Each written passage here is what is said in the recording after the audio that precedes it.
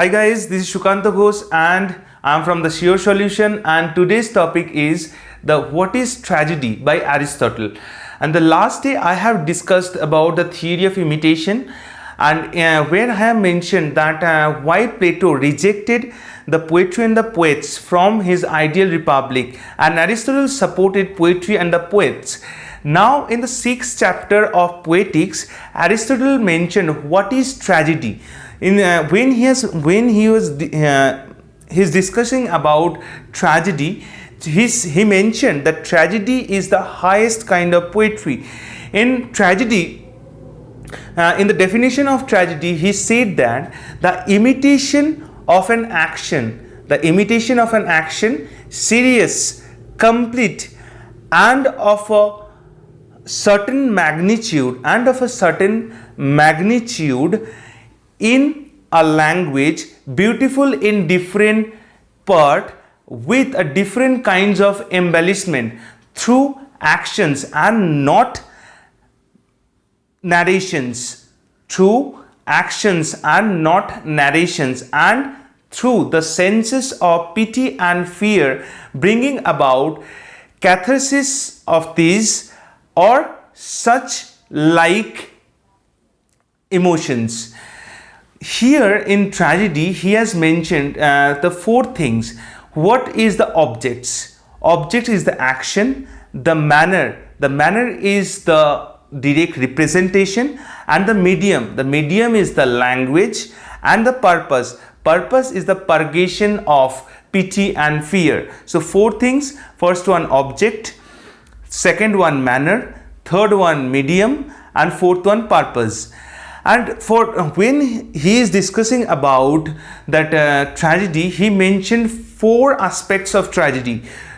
It's the 6 aspects of tragedy. It's the 6th important part of tragedy. First one, the plot. Second one, that is character. The third one, that is diction. Fourth one, that is thought. Fifth one, that is spectacle. And the 6th one, that is song and melody.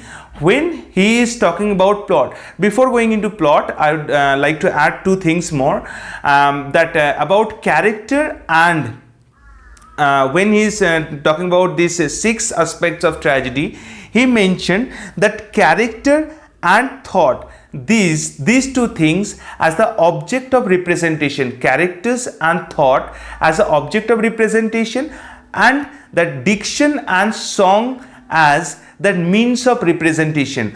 Okay, now the plot. What is plot? According to Aristotle, plot is the soul of tragedy. Now there is a quotation. The quotation is the first principle, the soul of tragedy. The first principle, the soul of tragedy, and the most important of these parts is the arrangement of incidents. For tragedy is not an imitation of man, but the human action and life and happiness and misery. So in tragedy, the plot is that not the imitation of human being, but the human actions, the imitation of human actions. And another thing, that when we read any tragedy by Shakespeare, tragedy by other writers, so when we read these tragedies, so in these tragedies, if we take the line from Macbeth, the life is a walking shadow. And if we take a line from Dr. Faustus in the context when Faustus is telling that is this a face that is the cause of the destruction of Troy? So without the context, without the plot, can you imagine what is the meaning of these lines? So whatever the speeches, whatever the lines, whatever the scene is, that those things don't have any value without the plot. So plot is the main thing in the tragedy. Another thing is that plot is important or more important than the character. The character is the personal revelation, that personal representation, and the intellectual property, that intellectual part, that is thought. So plot is important. He has mentioned the plot is important, that character and thought. Now the next one, the character. He has mentioned 4 things also here. The first one, character should be good. Character must be good. Second one, character, they must have that consistency. First one, character must be good. Second one, character must have that consistency.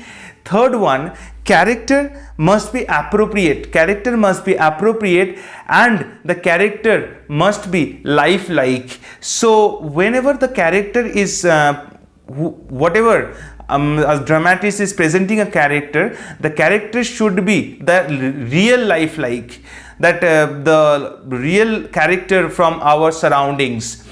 In this context, when he is talking about that tragic hero, who is a tragic hero? Tragic hero is not the ultimate good or utterly bad. He is not ultimate good or utterly bad, but he has staged himself in a mark of eminence.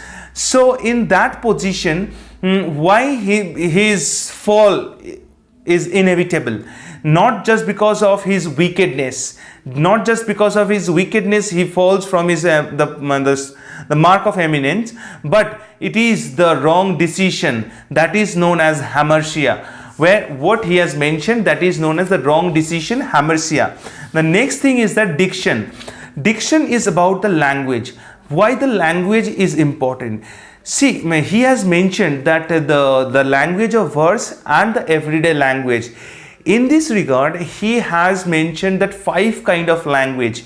What are the 5 kind of different languages? First one, that is foreign words, what we use in the tragedies or epic poetries. So foreign words. Second one, the words newly coined. First one, foreign words. Second one, words that newly coined. Third one, dialectical words. Fourth one, that is metaphorical words. And fifth one, that is archaic words. So these 5 kinds of words or language he is talking about. Now the quotation regarding this diction. To realize the difference between the language of the verse and the language of the common everyday life. To realize the difference, one should take an epic line and see how it reads when ordinary words are substituted.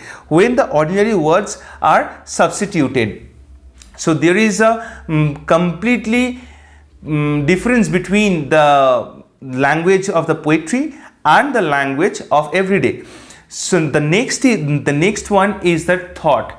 Thought is that intellectual property or intellectual element in tragedy. He has mentioned that particular thing, that thought is the intellectual element in tragedy. In quotation, the power of saying whatever can be said, or what is appropriate to the occasion. See, on the stage, the thought of the character, like we use the aside for that particular, the thought of the characters. So thought is important for the character and the tragedy, what the character is thinking. The next one, that is spectacle. Spectacle is related to stage, particularly related to drama. So why the spectacle is important? He has mentioned that manager is the worst enemy of the dramatist. Why he has mentioned manager is the worst enemy of the dramatist? Just because of, think about when Macbeth starts with some kind of natural calamity, some kind of supernatural elements, and on the broad daylight, how if the manager cannot arrange the whole setting, how to show, how to like arouse pity and fear among in the mind of the spectators, the viewers. So that spectacle is very much important, and manager arranges all these things, the spectacles. So this is related to stage. Here one quotation is there: fear and pity can be produced by spectacular means. fear and pity can be produced by spectacular means, but it is much better to produce them by the way you write your play. So according to the play, you have to create that spectacle. So if these two things match, then the pity and fear within the mind of the viewer or the spectator will create that sensation. Next one, the last one, that song. Song is very much important, that according to Aristotle, this is the choric part of the tragedy. This is the choric part of the tragedy, that song and melody. In this respect, he mentioned that it is the element makes tragedy pleasant. It is the element that makes tragedy pleasant. This is the embellishment which distinguishes tragedy. This is the embellishment which distinguishes a tragedy from the epic. So when on the next video we will discuss about that the difference between tragedy and epic. We'll discuss few more things. Another most important thing related to tragedy, that is the unities, 3 unities. The first unity, that is the unity of action. Second unity, unity of time. And third unity, that is the unity of place. But Aristotle never mentioned the unity of place. So first one, unity of action, that if there is no unity of action, that weakens the plot of the tragedy. So if there must be that unity of action. And for unity of time, he only once mentioned that unity of time when he is talking about the difference between the tragedy and the epic. And the quotation is that tragedy tries as far as possible to live within a single revolution of the sun, or only slightly to exceed it, whereas the epic observes no limits in its time of action. So there is, for tragedy, there is particularly one revolution or one complete day. So it is one revolution of the sun. And for epic, there is no limitation of the day or no limitation of the time. So 3 unities: unity of action, unity of time, and unity of place. So guys, this is for now, and on the next video I will discuss about the purgation and purification theory, and the rest of the thing at the end of this series, that Aristotle series or Plato series. I will discuss the whole context of that poetics in a separate video. In net exam they might ask in which chapter what has been discussed by Aristotle. And one more important thing I would like to declare, that guys, this is the criticism series that I am continuing. On a separate video, Yogen sir will discuss about the history of English, history of English in India. And one of my colleague, that is Punendu sir, he will discuss about that language part. He is the expert in language. He is a linguist, and he is a very one of my best friend. So we will try to discuss all these separate things by separate experts. That for now. If you like our videos, do subscribe our channel, and best of luck for your next exam, and best of luck you guys. Stay connected.